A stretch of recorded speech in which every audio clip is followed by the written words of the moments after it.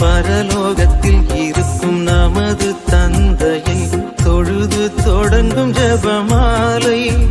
அவள் பரிவுடன் நம்மை மீட்டருள் புரியும் மறையுறையே ஜெபமாலை.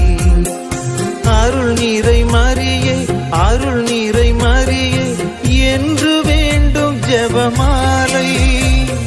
அருள் நீரை மரியே, அருள் நீரை மரியே என்று வேண்டும் ஜெபமாலை. பிள்ளை குரல் கேட்டு அன்னை விரைந்து வந்து அரவணைக்கச் செய்யும் ஜெபமாலை. அரவணைக்கச் செய்யும் ஜெபமாலை. வெற்றி தரும் ஜெபமாலை. அன்னை கற்று தந்த ஜெபமாலை.